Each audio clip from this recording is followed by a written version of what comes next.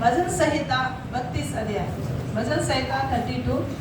हम लोग देखेंगे यहाँ पर एक पद में क्या लिखा हुआ है। किसके किसके पास बाइबल नहीं है? जिसका बाइबल है हाथ उठा के बाइबल को पकड़ो और ऊपर उठाओ,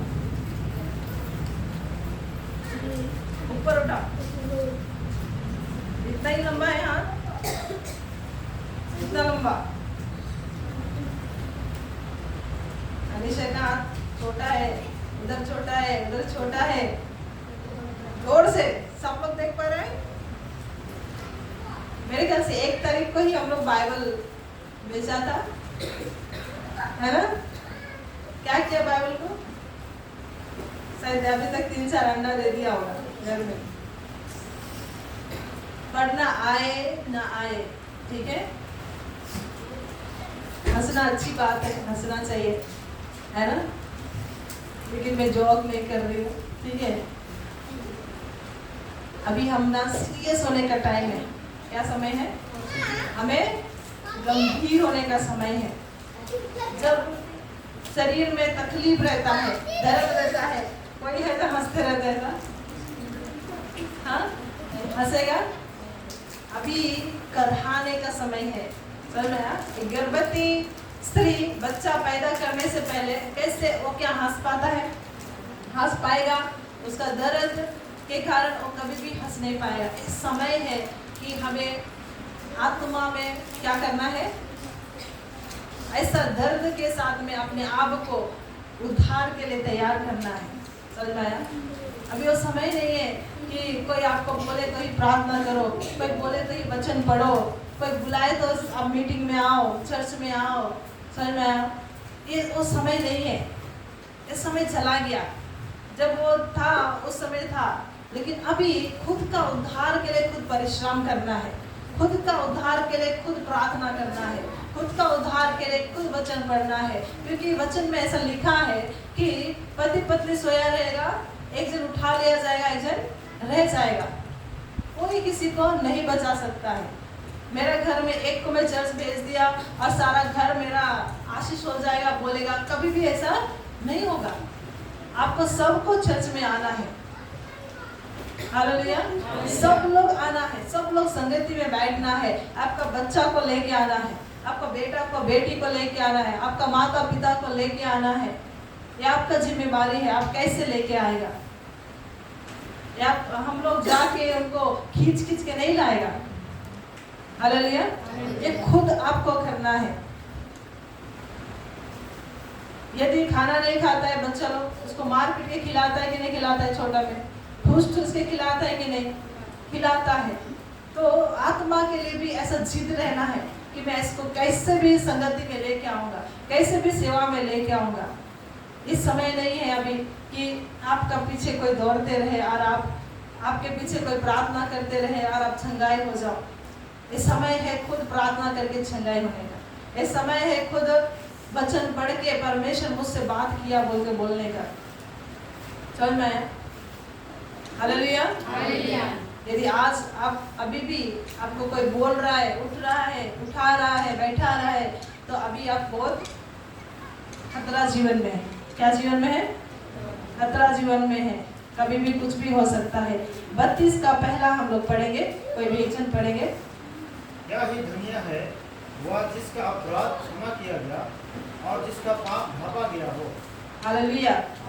क्या ही धन्य है, उस व्यक्ति को धन्य कहा गया है जिसका अपराध क्षमा किया गया है। हालेलुया। और जिसका पाप ढांपा गया है। हालेलुया। जब देखते हैं पुराना नियम में,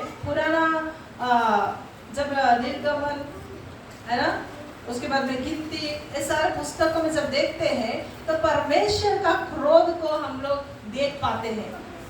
समझाया? यदि आप पढ़ते हैं, आप पढ़ सकते हैं निर्गमन में, गिनती में, इन पुस्तकों में जब इजराइलियों को परमेश्वर मिस्र से छुड़ा के प्रॉमिस लैंड में, कनान देश में लेके जा रहा था।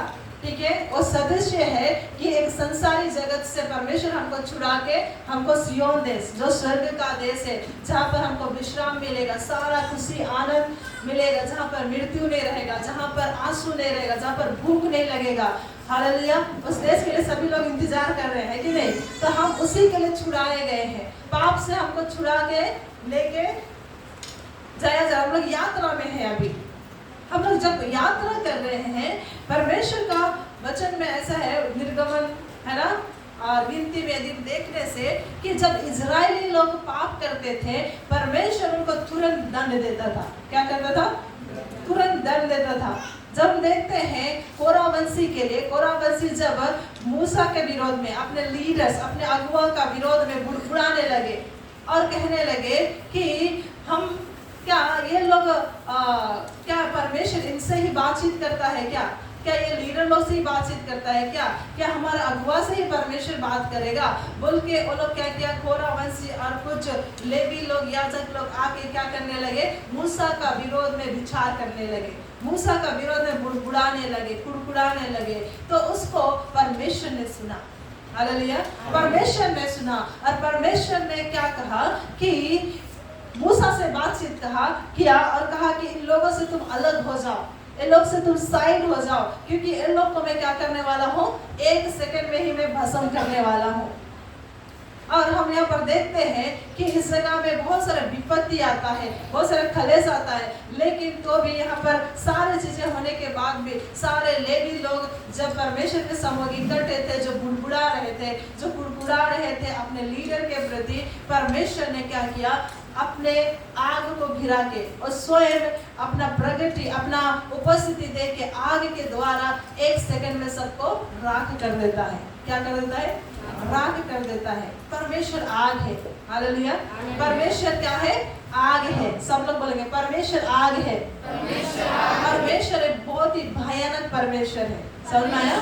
परमेश्वर बहुत ही भयानक परमेश्वर है। यदि उस परमेश्वर को आप नहीं जानते हैं कि वो क्या कर सकता है, तो आप जैसे चाहते वैसे जिएंगे, आप निश्चिंत रहेंगे, आपका जीवन में कुछ भी डर भय नहीं रहेगा। आपको लगेगा जैसे हमारा पास्टर है वैसे ही परमेश्वर रहेगा, है ना, हमसे बात कर लेता है, हमको क्षमा कर देता है, हम तो गलती करने से भी हमको कुछ भी नहीं करता है, पनिशमेंट भी नहीं देता है कि नहीं? लेकिन परमेश्वर ऐसा नहीं है।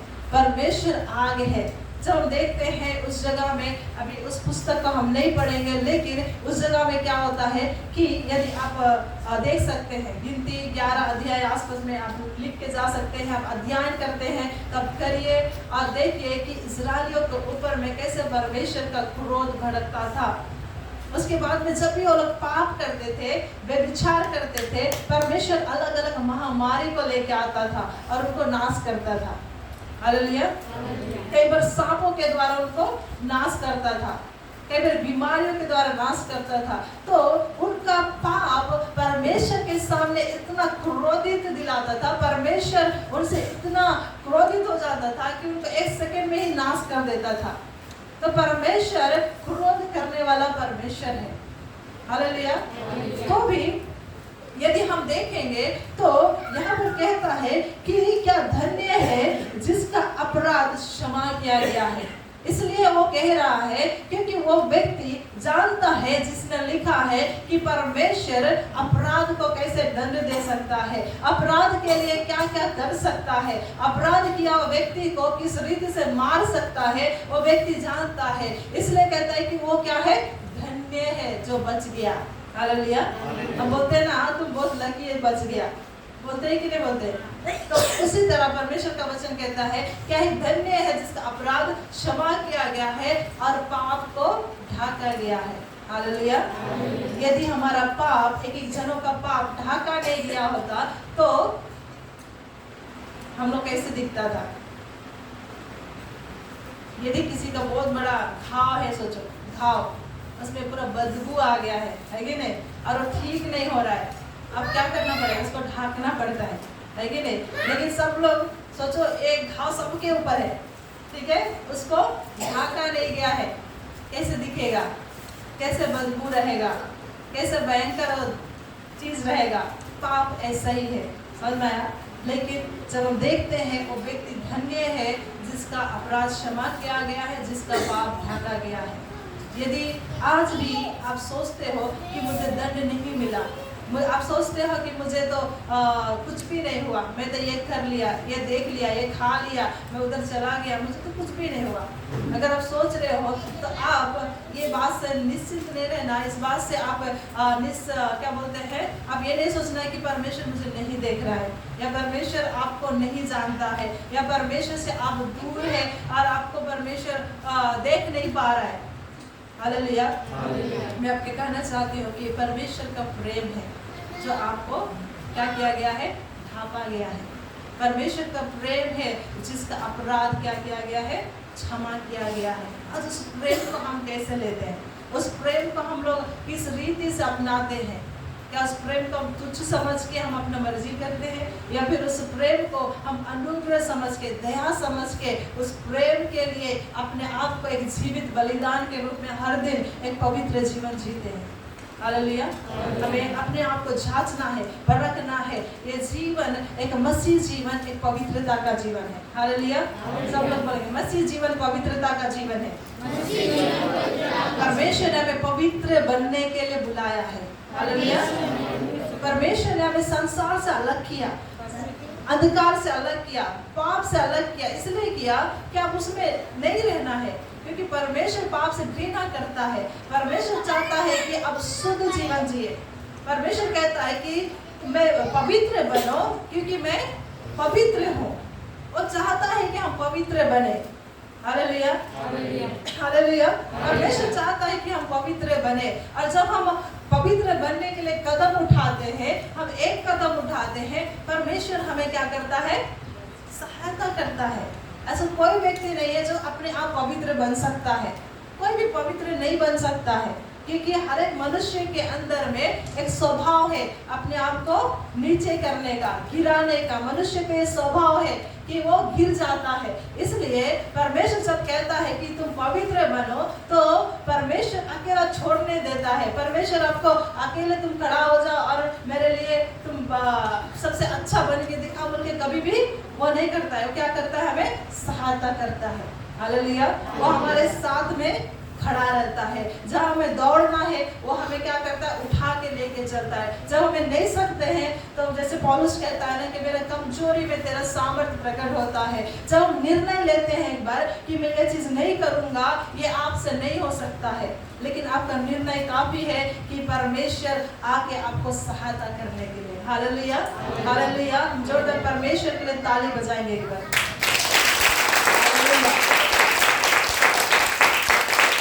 परमेश्वर ऐसा परमेश्वर नहीं है जो कहता है कि तुम करो और मैं देखूंगा। हालेलुया। वो हमारे साथ साथ दुख उठाने के लिए तैयार है। यदि नहीं होता तो उसे स्वर्ग छोड़ के आना नहीं पड़ता। हालेलुया। उसे स्वर्ग छोड़ के अपने आप को है ना शून्य करना नहीं पड़ता था। स्वर्ग में क्या होता, कहीं पाप नहीं है, गंदगी नहीं है, बुराई नहीं है, लेकिन पृथ्वी पाप से भरा हुआ है। यदि आपको एक घंटा एक बदबूदार जो टॉयलेट से गंदा से भरा हुआ टॉयलेट में अगर रखा जाए, आप रह नहीं पाएंगे। लेकिन यीशु मसीह ने चुन लिया इस गंदगी वाली जगह में, जहाँ पर बदबू है, जहाँ पर कुछ भी अच्छा नहीं है, ऐसा जगह को चुन लिया ताकि हम लोग क्या कर सके, साफ हो सके। हालेलुया।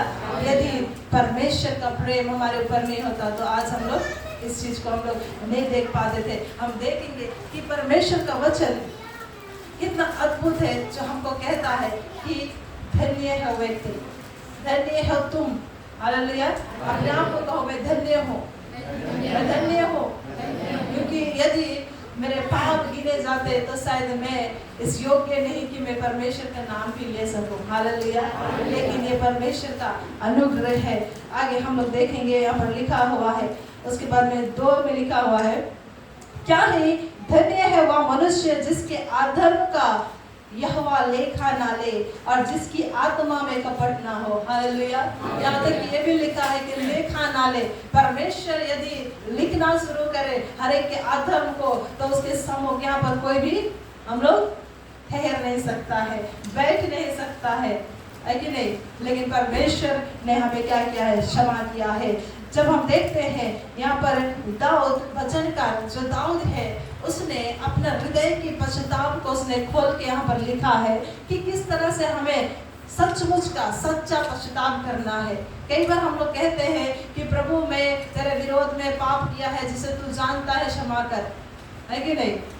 हम लोग कई बार बोलते हैं कि प्रभु मैंने अनजाने में पाप कर दिया। कई बार बोलते हैं कि यदि कुछ भूल अपराध हो गया, यदि बोलते हैं कि नहीं, जैसे कि आप जानते ही नहीं हो, हालेलुया, लेकिन आप जानते हो कि आपने क्या पाप किया है। दाऊद जानता था उसने क्या पाप किया है, और वो अंदर ही अंदर बहुत ही दबा हुआ है, अंदर ही अंदर बहुत ही दुख से भरा हुआ है, बहुत ही कष्ट से भरा हुआ है। उसका मन बहुत ही व्याकुल है, खेदित है, उसको अच्छा नहीं लग रहा है, वो नहीं जानता है कि मैं क्या करूं, कैसे करूं। उसको बहुत ही तकलीफ और ऐसा लग रहा है कि बहुत बड़ा क्या बोलते हैं, एक बोझ को, पहाड़ के जैसा बोझ को मेरे ऊपर रख दिया गया है। हालेलुया। वो फीलिंग, वो अनुभव यदि आपके अंदर नहीं है अपने पाप के प्रति, तो आप क्षमा भी नहीं मांग पाएंगे। हालेलुया। इसलिए जरूरी है कि आप जो किया है, आप जो कर रहे हो, जिसमें आप डूबा हुआ है, उसके प्रति अपने हृदय में क्या रखे, पश्चाताप का अनुभव रखे। तो जब हम देखते हैं दाऊद के लिए जो एक सच्चा पश्चाताप करने वाला व्यक्ति है, वो क्या करता है, वो कहता है कि 3 में जब देखने से, जब मैं चुप रहा तब दिन भर कराते कराते मेरी हड्डियां पिघल गई, क्योंकि रात दिन मैं तेरे हाथ के नीचे दबा रहा और मेरी तलवार धूप काल की सिलसिलाहट बनती गई। हालेलुया। उसका अवस्था ऐसा हो गया एक बीमार व्यक्ति के जैसा। वो बीमार नहीं है, लेकिन एक ही कारण है कि अपने पाप को वो परमेश्वर के सम्मुख नहीं रखा है। वो मन में सोच रहा है मैं क्या करूं, कैसे करूं। उसका पाप इतना बड़ा हो गया था उसके जीवन में कि वो सोच रहा था कि मैं कैसे परमेश्वर के सामने प्रकट करूं। उसका जीवन में सांस लेना भी मुश्किल हो जा रहा है, उसको घुटन महसूस हो रहा है, कुछ भी अच्छा नहीं लग रहा है। वो राजा होते हुए भी उसको कोई गाना पसंद नहीं आ रहा है, उसको कुछ खाना पसंद नहीं आ रहा है, उसको अच्छा कपड़ा, उसको सारा वैभव व्यर्थ लग रहा है, और उसको लग रहा है कि मैं परमेश्वर का हाथ के नीचे दबा हुआ हूँ और मेरा दम घुट जा रहा है। हालेलुया। यदि अपने पाप के प्रति आप सचेत नहीं है, यदि अपने हृदय में आप जो भी गलती गुनाह कर रहे हैं उसके प्रति आप अपने आप में महसूस नहीं कर पा रहे हैं, तो आप परमेश्वर के नजीक नहीं आ पाएंगे, परमेश्वर से उस क्षमा को नहीं पा पाएंगे। हम लोग आगे देखने से यहाँ पर लिखा हुआ है, पास में अगर हम पढ़े तो यहाँ पर लिखा हुआ है, जब मैंने अपना पाप तुझ पर प्रकट किया और अपना अधर्म ना छिपाया और कहा मैं यहोवा के सामने अपने अपराधों को मान लूंगा। हालेलुया। और जब हम निर्णय लेते हैं, क्या करते हैं, निर्णय लेते हैं। पश्चाताप कोई रोने धोने और भूखा रहने वाला चीज नहीं है। पश्चाताप क्या है, एक निर्णय है। बोलो, निर्णय है कि मैं ऐसा करूंगा, एक डिसीजन है। समझ में आया? पश्चाताप एक डिसीजन है। जब उसने सोच लिया, हालेलुया, जब उसने सोचा कि अब मैं क्या करूंगा, चुप नहीं रहूंगा। क्या परमेश्वर नहीं जानता आपके हृदय में, आपके जीवन में क्या हो रहा है? जानता है कि नहीं?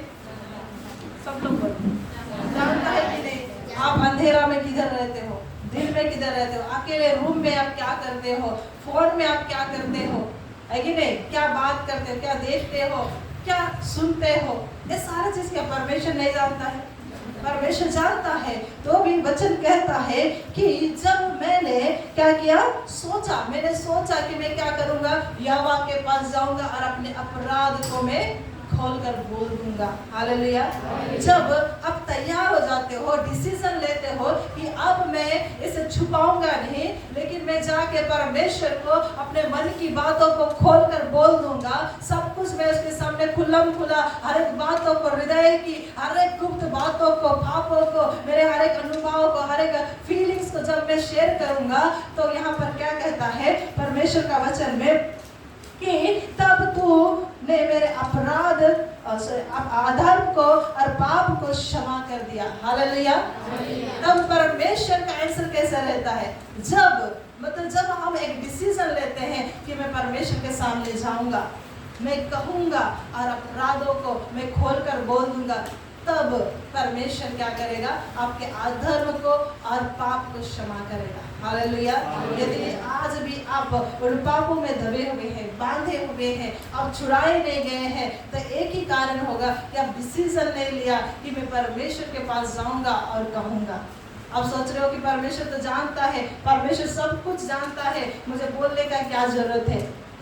हालेलुया। ऊपर से आप सब कुछ कर रहे हैं, गाना गा रहे हैं, प्रार्थना कर रहे हैं, ताली बजा रहे हैं, सुबह का प्रार्थना भी अटेंड कर रहे हैं, सब कुछ कर रहे हैं शायद, लेकिन आपने खोल के परमेश्वर को नहीं बोला है, तो आपका अपराध जैसा का वैसा ही रहेगा। आज ये समय है क्या करने के लिए, अपने अपराधों को मुंह खोल के बोलने के लिए। किसके सम्मुख?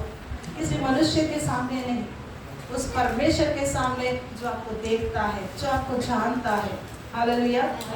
जो भयानक परमेश्वर है, जो आग का परमेश्वर है, जो एक सेकंड में भस्म करने वाला है, तो भी उसका प्रेम, उसका अनुग्रह हमारे ऊपर होने के कारण से वो आज तक हमें भस्म नहीं किया है। हालेलुया। आज हम जीवित है, परमेश्वर का अनुग्रह है। हालेलुया।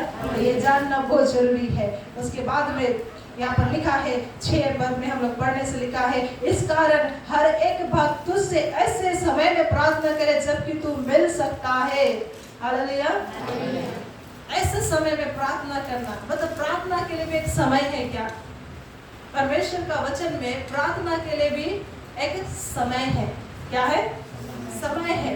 यदि आपका बच्चा, अभी हन्ना इधर खेल रही है, जब तक मेरे आंखों के सामने वो खेल रही है, मैं उसको देख सकता हूँ, दौड़ के जा सकता हूँ। अगर वो गिर गया तो, उसे कुछ चोट लग गया तो, कुछ भी हानि हुआ तो मैं जाके उसको सहायता कर सकता हूँ। और मम्मी बोले तो मैं सुन सकती हूँ। लेकिन जब वो 1 किलोमीटर करते करते चला गया, क्या उसका आवाज मुझे सुनाई देगा?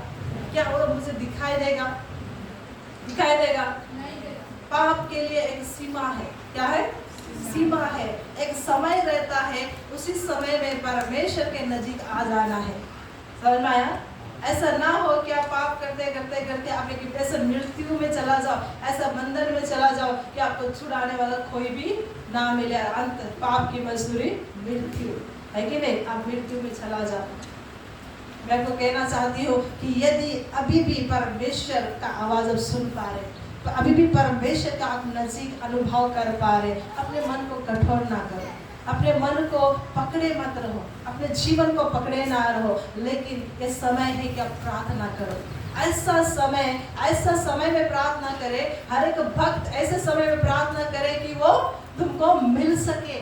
मतलब मिलने का एक समय है, अभी भी समय है। यदि आप चर्च में वचन सुन रहे हो, प्रार्थना में, आराधना में भाग ले रहे हो, यदि आप संगति में हो, मतलब अभी भी समय है कि आप फिर आ सकते हो। हालेलुया। आप खो नहीं गए हो, आप भटक नहीं गए हो, अभी भी समय है कि आपको परमेश्वर क्षमा करेगा। हालेलुया। ये बहुत जरूरी है एक डिसीजन लेने के लिए। पश्चाताप, मैं फिर से बोलना चाहती हूँ कि रोना धोना और आंसू बहाना पश्चाताप नहीं। पश्चाताप क्या है? डिसीजन है, एक निर्णय है। जब आप कदम बढ़ाते हो, परमेश्वर आपके लिए तैयार है आपको सहायता करने के लिए। हालेलुया। अगर हम देखेंगे आगे तो हम पढ़ेंगे 8 पद में पढ़ेंगे थोड़ा सा। मैं तुझे बुद्धि दूंगा और जिस मार्ग में तुझे चलना होगा उसमें तेरी अगुवाई करूंगा। मैं तुझ पर कृपा दृष्टि रखूंगा और सम्मति दिया करूंगा। यह उनके लिए है जो परमेश्वर के नजीक आते हैं और क्षमा मांगते हैं और अपने जीवन को समर्पित करेंगे। वो लोगों के लिए है कि अब मैं परमेश्वर के सम्मुख तो आ गया, अपना जीवन तो समर्पित कर दिया, क्षमा भी मांग लिया, अब क्या होगा मेरा? है कि नहीं? हम सोचते हैं अब मुझे कौन रास्ता दिखाएगा, अब मैं किधर जाऊँ, क्या करूँ, कौन सा निर्णय लूँ। मैंने एक काम छोड़ दिया, अब दूसरा काम में मैं अगर नहीं लगा तो मेरा जिंदगी, मेरा सब कुछ चला जाएगा, पैसा चला जाएगा, पोजीशन चला जाएगा। परमेश्वर का वचन कहता है कि मैं तुझे बुद्धि दूंगा। यदि परमेश्वर क्षमा करता है, आपको लहू से धोता है, शुद्ध करता है, तो ऐसे ही करके आपको फिर से नहीं छोड़ देगा। परमेश्वर क्या करेगा? आपको बुद्धि देगा। क्या देगा? बुद्धि देगा। क्या के लिए बुद्धि देगा? कि जिस मार्ग में अभी तुमको चलना है, कौन सा डिसीजन लेना है, किस बातों को हाँ बोलना है, किस बातों को नहीं बोलना है, किस बातों को स्वीकार करना है, किस बातों को इनकार करना है, उसके लिए परमेश्वर बुद्धि भी देता है। हालेलुया। परमेश्वर बुद्धि देगा, आप जान जाओगे कि यह सही है गलत है, उसके बाद आप कभी भी फिर से नहीं भटकोगे, फिर से आप नहीं गिरोगे। हालेलुया। परमेश्वर आपका अगुवाई करेगा। यहाँ पर लिखा है कि मैं तुझे बुद्धि दूंगा, जिस मार्ग में तुझे चलना होगा उसमें तेरी अगुवाई करूंगा। बुद्धि देगा प्लस क्या करेगा, अगुवाई करेगा। अगुवाई करने वाला कभी भी आगे आगे चलता है। हालेलुया। क्या आपको आनंद नहीं लग रहा है कि परमेश्वर हमारे आगे आगे चलता है? हालेलुया। यदि परमेश्वर के पास हम लोग सच में समर्पित हो गया, आज से हम निर्णय कर लिया मैं पाप को छोड़ के पवित्रता का जीवन जीऊंगा। पवित्र जीवन जीने के लिए आप अकेले नहीं रहते हैं, पाप के लिए आप अकेले रहते हैं, पाप के लिए आपको कोई सहायता नहीं करेगा क्योंकि आप जिधर चाहो उधर फिर सकते हो। लेकिन जब निर्णय लेते हैं परमेश्वर आपको बुद्धि देगा और क्या करेगा, मार्ग में किस तरह से चलना है आपको अगुवाई करेगा। अगुवाई करने वाला कभी भी आगे आगे चलता है। आप परमेश्वर का पीछे पीछे चलने लगोगे और जिसका पीछे आप चलोगे आपका जीवन सेम नहीं रहेगा। पहले आप साधारण रहोगे लेकिन उसके बाद परमेश्वर, उसके बाद लोग आपको क्या करेगा, जानना शुरू करेगा, पहचानना शुरू करेगा। आपका नाम बदल जाएगा, आपका चेहरा बदल जाएगा, आपका परिवार बदल जाएगा, आपका रहन सहन सब कुछ बदल जाएगा। क्यों? क्योंकि परमेश्वर आपका अगुवाई कर रहा है। हालेलुया। ये बहुत ही अद्भुत बात है। हालेलुया। जब हम देखते हैं गधी का बच्चा को, जब हम देखते हैं कि वो जब बंधा हुआ था एक ही जगह में, वो रस्सी में घूम रहा था क्योंकि उसका कुछ प्रयोजन नहीं था, कुछ काम नहीं था, वो बंधी हुई थी। लेकिन जब यीशु मसीह का समय आया, उसने कहा कि उस गधी का बच्चा को मेरे लिए लेके आओ। तो हम देखते हैं कि गधी का बच्चा जब रस्सी से खोल के लाया गया, परमेश्वर यीशु मसीह जब उसके ऊपर सवार हुआ तो वहाँ पर केवल यीशु मसीह आदर नहीं पाया। किसको आदर मिला? गधी को भी आदर मिला। हालेलुया। गधी का नीचे यीशु मसीह कपड़ा के ऊपर चला या फिर गधी का बच्चा कपड़ा के ऊपर चला? गधी का बच्चा डाली के ऊपर, कपड़ा के ऊपर कौन चल रहा था? गधी का बच्चा। क्या आप उस गधी का बच्चा बनने के लिए तैयार है? यदि आप उस अगुवाई में चलने के लिए तैयार है, परमेश्वर आपको ऐसे मार्ग में चलाएगा जहाँ पर क्या रहेगा, महिमा रहेगा, जहाँ पर आदर रहेगा, जहाँ पर परमेश्वर आपको क्या करेगा, ऊंचा उठाएगा। हालेलुया। हालेलुया। इसलिए परमेश्वर के सम्मुख सच्चे मन से, सच्चे हृदय से, सच्चे पश्चाताप के साथ आने का समय है। यहाँ पर लिखा है, आखिरी लाइन में से लिखा है कि मैं तुझ पर कृपा दृष्टि रखूंगा और सम्मति दिया करूंगा। हालेलुया। इतना ही नहीं, लेकिन मैं तुमको कृपा दृष्टि भी रखूंगा कि जब तुम्हारे जीवन में कुछ हो जाए या फिर कभी भी आप डगमगा जाओ, क्या करूंगा, कृपा दृष्टि, मतलब मैं तुमको गिरने नहीं दूंगा, मैं तुमको छोड़ूंगा नहीं, तजूंगा नहीं, कभी भी लज्जित नहीं होने दूंगा। और क्या करूंगा, मैं तुमको सम्मति दिया करूंगा, मैं तुमको आइडिया दूंगा, मैं तुमको क्या दूंगा, बहुत सारा योजनाओं को बताऊंगा, चाहे वो आपका फ्यूचर के लिए हो, आपका बिजनेस के लिए हो, आपका पढ़ाई के लिए हो, आपका शादी के लिए हो, कुछ भी चीज के लिए परमेश्वर ही सम्मति देगा कि ये काम को करो, आपको क्या मिलेगा, अच्छा फल मिलेगा, अच्छा रिजल्ट मिलेगा। हालेलुया। लेकिन परमेश्वर के बिना कुछ भी करो, कुछ भी फायदा नहीं है। हालेलुया। कुछ भी फायदा नहीं है। क्या आप आज सच में परमेश्वर के सम्मुख सच्चा पश्चाताप के साथ आने के लिए तैयार है, या फिर आज अभी भी आप छुपा के रखना चाहते हैं, पकड़ के रखना चाहते हैं? ये निर्णय आपको लेना है, क्योंकि परमेश्वर का वचन कहता है कि यदि तुम मेरे निकट आओ, याकूब का पुस्तक में लिखा है कि यदि तुम मेरे निकट आओ तो मैं भी तुम्हारा निकट आऊंगा। याकूब 4:8 में लिखा है, परमेश्वर के निकट आओ तो वह भी तुम्हारे निकट आएगा। हे पापियों, अपने हाथ शुद्ध करो और हे दुष्चित्त लोगों, अपने हृदय को पवित्र करो। हालेलुया। दो चित्त को लोग, जब हम निर्णय लेते हैं चर्च में, जैसे गेट से निकलता है, कोई बात नहीं, मैं ऐसे ही जीऊंगा, है कि नहीं, डबल माइंड, दो चित्ता का लोग, ऐसा लोग कभी भी आशीषित नहीं हो पाएगा। यहाँ पर परमेश्वर का वचन कहता है कि परमेश्वर के निकट आओ और वह भी तुम्हारे निकट आएगा। हालेलुया। उसके बाद लिखा है कि दुखी हो और शोक करो और रो, तुम्हारी हंसी शोक में और तुम्हारा आनंद उदासी में बदल जाए। हालेलुया। अब ये हंसने का समय नहीं है, है ना? एक समय था और जोक मरने का, मैं नहीं बोल रही कि मत हंसो, खुशी मत रहो, लेकिन मैं बोल रही हूँ कि जीवन में सीरियस होने का समय है। क्या होने का? अपने जीवन के लिए गंभीरता से लेने का समय है। अपने जीवन को खिलवाड़ मत करो, क्योंकि आप नहीं जानता है कि कल आप जिंदा रहेगा कि नहीं रहेगा। अभी ये जो समय चल रहा है, जब हम लोग अध्ययन कर रहे थे, हमारे पास्टर शरद भी हमें क्या कर रहा था, बता रहा था कि ये समय जो है बहुत ही नजीक है कि उठा लिए जाने का समय। क्या?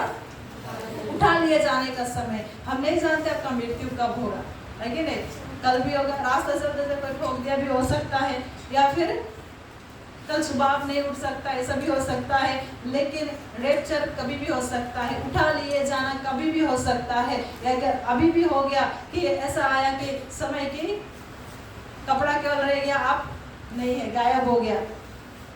हालेलुया। उठा लिए जाने का समय जो परमेश्वर यीशु मसीह का आगमन से पहले जो होने वाला है, वो बहुत ही नजीक आ गया है, बहुत ही सामने आ गया है, बहुत ही वेग से, तेजी से आ गया है।